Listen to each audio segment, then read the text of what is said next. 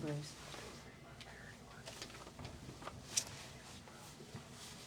Okay, everybody ready? No, your ops guys are there. Jason. Oh, where did he? Oh. It's right here.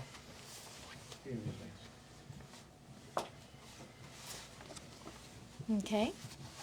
Good afternoon. I'm Janice Gilley, Escambia County Administrator, and we appreciate you all coming out again today, this afternoon, for this press conference.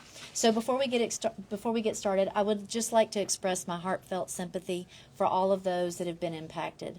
I think we all know somebody, or we all have a neighbor who's been impacted. One of the things that I can say about Escambia County is that we show our best self during these types of trials and these types of disasters. So please try and take care of your neighbors. Look out for those. Check on friends. Check on loved ones. Do your best to just kind of, be that neighbor that we all know that we can be in Escambia County during this time as we're continuing to go through response. And then obviously as we continue through recovery. Today I have a lot of people joining me. And so what I'm going to do is I'm going to ask each of them when they step to the microphone to introduce themselves for you. We are still continuing to closely work with the state and our federal partners. We are continuing to get many teams and many crews mobilized. Our folks will give you a little bit more details about that. One of the things that we would like to really impress upon the community, if you call 911, please call 911 only for life-threatening emergencies or to report downed power lines. If city residents should please call 311 for downed trees, power lines, or any other non-emergency issues. We do have also our different power and utility companies that they also have numbers that you need to contact them for those types of outages for your home and your business. It is always critical to keep 911 clear for those true emergencies. So we do appreciate your assistance in that regard. For Escambia County residents, we do have a citizens line that's available 24 hours. That number is 850-471-6600. We are going to close our county offices again tomorrow. We obviously have a lot of flooding that's still in the area, but we also want to make sure that our staff has time to take care of their families. However, those that are emergency critical will need to continue to report, as we have a lot of those that are. We did have a situation with COVID that we were going to be opening a CARES grant on Friday for the families. It was that CARES grant that we've been mentioning to help out. Due to this massive situation, we have decided to delay that opening for another week. So while we know that will be an inconvenience to those that do need this assistance, I think it's important that every person who needs that assistance would be able to apply for it. And with the utility and the electricity and the other issues that we have, I think it's important for us to delay that a week. I have spoken with Superintendent Thomas and just want to make sure that everyone is aware that he has closed the schools for the remainder of the week. He felt very strongly that they needed to complete their damage assessments of all of their facilities, and then also, as we all can probably tell, the buses would not be able to navigate our community at this time. We would continue to encourage you to follow us on the Be Ready Escambia Facebook and Twitter sites for the latest hurricane information. As we mentioned earlier, we are still having issues with the website. I would, at this point, like to introduce Jason Rogers to come and speak to you about our operations. Thank you. Jason Rogers, Escambia County Public Safety Director. Currently, we are still under the rescue and response operations. As of 2:30 today, water rescue operations between the city and the county, we have rescued 377 people from water-stricken areas. EMS has responded to over 200 calls for service. There have been 2 fatalities that are not related to the storm. So I want to repeat that there have only been 2 fatalities, and we have been able to establish that they are not related to the storm. We are standing up a volunteer reception center. We have activated our faith-based and volunteer organizations active in disaster services. Currently, we are receiving uninjured storm victims at the Brownsville and Molino community centers. Congregate shelters are going to be at the Bay Center, which has been open, and we are opening within the hour the Success Academy. with more shelters to be opened as needed. We have 200 National Guardsmen that will be arriving tomorrow that will help with response and recovery. Logistically, we will be serving MRE-style meals and water at the shelters for at least the next 48 hours. So if you're going to go to a shelter, you plan on an MRE and water. Red Cross will be supporting more shelters in the next 24 hours, and that information, as it becomes available, will be shared. Sheltered individuals will be moved as critical infrastructure and key resources as power and water become more available at different shelter sites. Currently, there are 153,000 people without power in Escambia County. And finally, in a cooperation between the Sheriff's Office, the Escambia County Administration, and the City of Pensacola Administration and Pensacola Police Department, we will be enacting a curfew from dusk to dawn for the next 3 days, and that curfew will be enforced by the law enforcement community that will be here, and we will reevaluate the need for that curfew in 3 days. I believe next up is going to be Eric Gilmore. Eric Gilmore, Escambia County Emergency Manager. As of right now, the EOC is still activated at level 1 operations. As you heard from Jason Rogers, we've got a lot of operational pieces that we put in place today. A lot of things are coming together pretty good. We've got a lot of assets that will be coming in from outside the area. We did get out early this morning when we still had some tropical storm force winds. We did quite a few rescues during those heightened wind events, and as the evening went on through midday through the evening, the storm cleared out of the county. So we're actually access to the north end of the county now. We do have our roads and bridges crews out there cleaning and cutting trees and removing debris out of the roadways.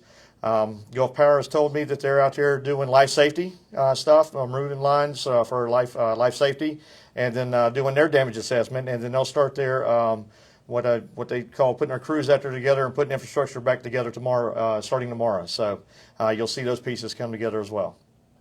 So right now, I'd like to turn it over. Let me discuss the rivers one real quick before I forget. The rivers. Do not forget, even though we are done with this event with the wind and the rain, we still have the flooding of the rivers. Both the Perdita River and the Escambia River are both expected to go over 27 feet flood stage.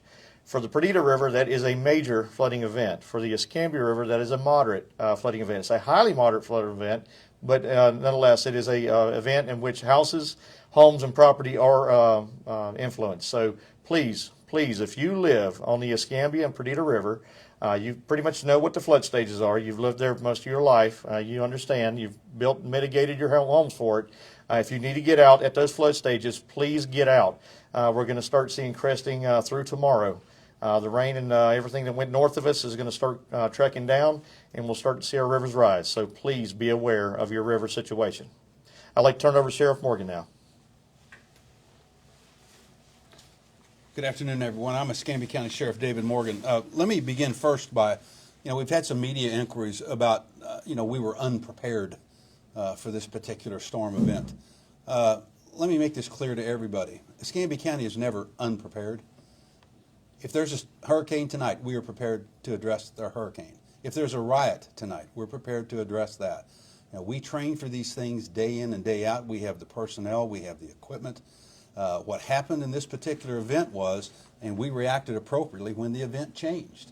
Phone calls were going out this morning at 12:30, 1 o'clock in the morning, telling people to respond to the EOC that there had been a directional change in this storm.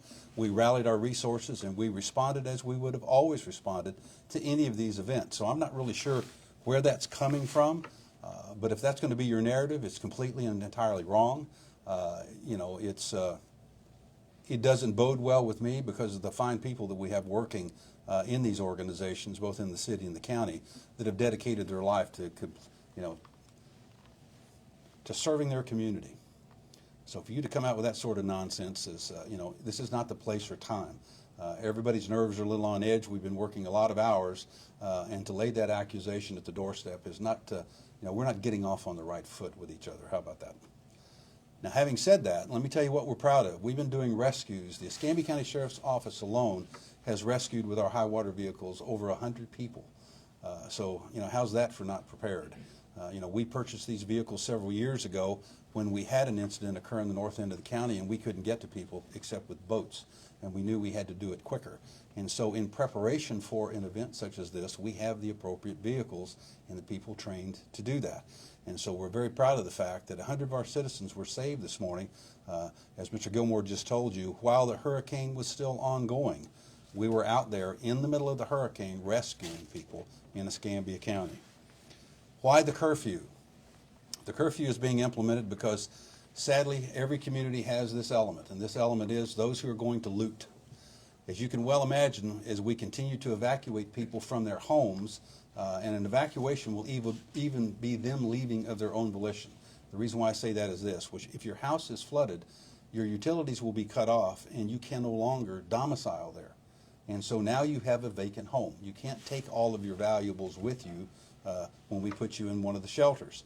And so now your home is vulnerable. So that's why Chief Simmons here in a moment is going to speak to you about the operational changes we've made to address that very issue. I will tell you that we've worked with the State Attorney's Office in prior instances where we've responded to natural disasters. They do not like looters at the State Attorney's Office. For you to take advantage of people in their most vulnerable times, I can guarantee you will be prosecuted to the full extent of the law. We will find you because we're going to be out in force in our neighborhoods, and we'll make sure that the state attorney takes care of that. And with that, I'll let Chief Simmons speak to the specifics of the curfew, et cetera. Chief? Thank you, Sheriff. Chip Simmons, Chief Deputy. We want to reiterate what everyone's already saying, and the sheriff aptly put it that the Escambia County Sheriff's deputies were out there in their high water vehicles rescuing a number of people, but there were also deputies in their cruiser cars, and there were deputies that were on foot, and there were deputies on motorcycles, and they were doing that. I know because I spent a lot of time today alone in Escambia County, and mostly the southwest portion of Escambia County. Let me tell you what I saw. What I saw, a lot of people in distress. I saw a lot of people crying. I saw a lot of people giving of themselves. And by that I mean they were helping someone else. They would see our cars come up, and they'd come up to us and they would say, there's a lady, there's a man in this particular home or this car. And clearly they didn't want to be there anymore. They either thought they wanted to be, ride the storm out, but they did not. So we gave them the rides that we could. We helped them in any way that we could. And that leads me to the next section that Sheriff Morgan mentioned. We typically have schedules where we have deputies and we have specialized units. We're changing all that up. We do that during an operation like this so that we can have the maximum coverage 24 hours a day. So what we're doing is we're suspending our routine shifts, and we're having 2 emergency shifts basically. So that enables us to have enough sheriff's deputies, again, 24 hours a day. That's every day and every night, specifically targeting those areas that are potential to be looted. And then obviously now we have the curfew, so they will be enforcing the curfew as well. So as I said yesterday and probably the last couple of days, the men and women at Escambia County Sheriff's Office are going to be out there. They're going to be enforcing the laws. They're going to do what they can to make sure that in this difficult time for you, that you're not going to be victimized by some criminal. So we'll be out there, and we're going to do it because we're altering our shifts.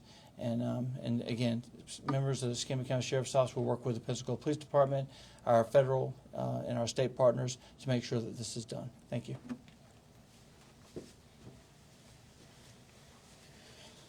Good afternoon. I'm Commissioner Robert Bender. I'm here to ask the public to please stay at home, stay off the roads. We are still in an evaluation and life-saving recovery mission, and we need to be able to do that job. So please stay at home. As you just learned, we will be having a curfew for the next 3 evenings, and that would not have been done without the ability of the Pensacola Police Department and the Escambia County Sheriff's Department to enforce that.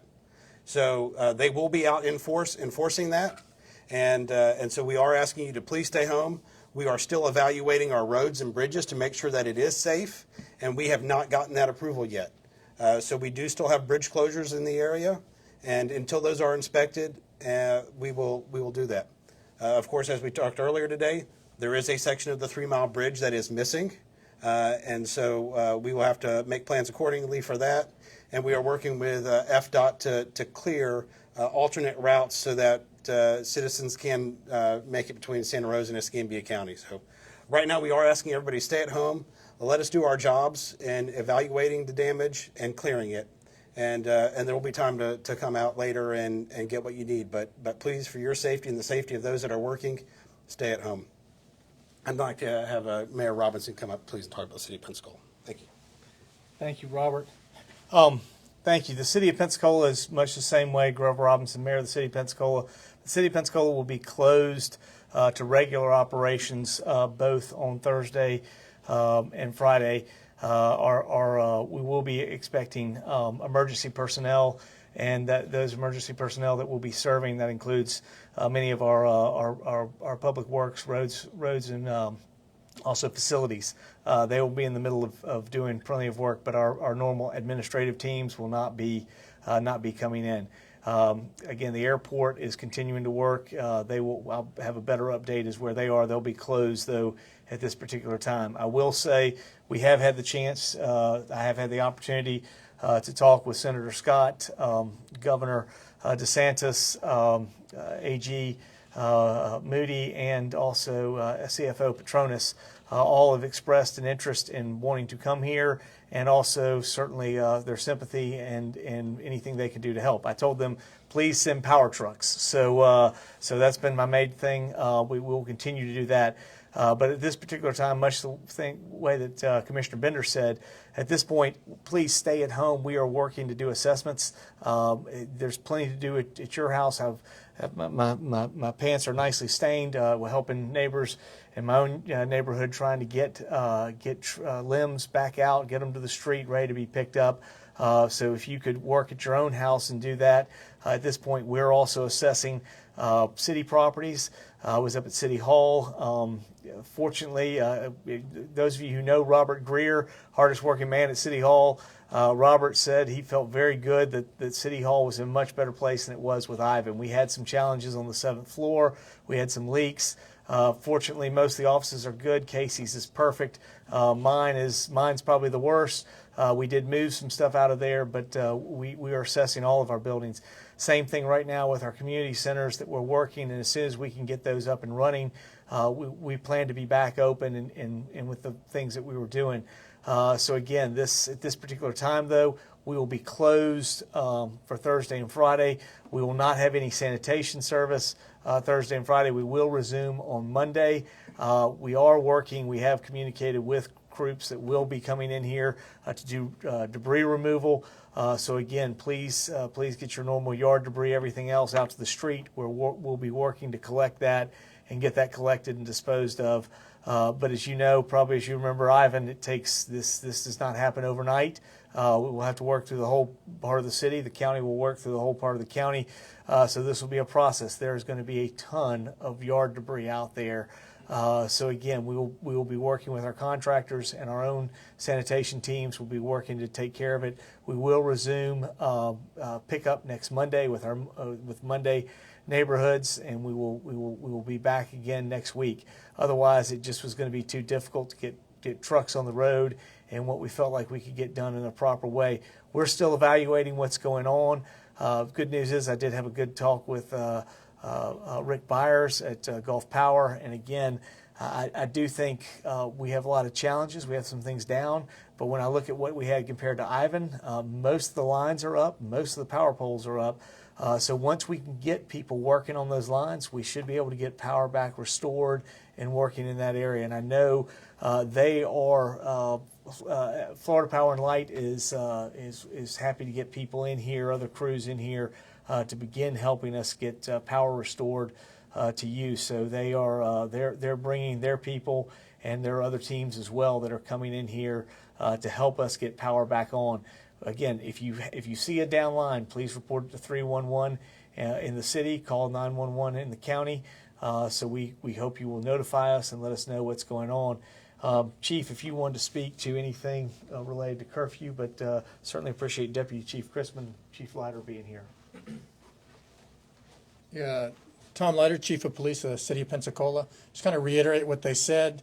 We've had 0 deaths associated to the storm. Let's keep it that way. It is still an incredibly dangerous situation. We still have power lines down, not to sound like a broken record. There's still a lot of trees down, So it's nighttime. Keep in mind there's no street lights up, so it's difficult and dangerous to drive. A lot of the tree tops that are still just hanging there, fall damage, or excuse me, fall risk to you. So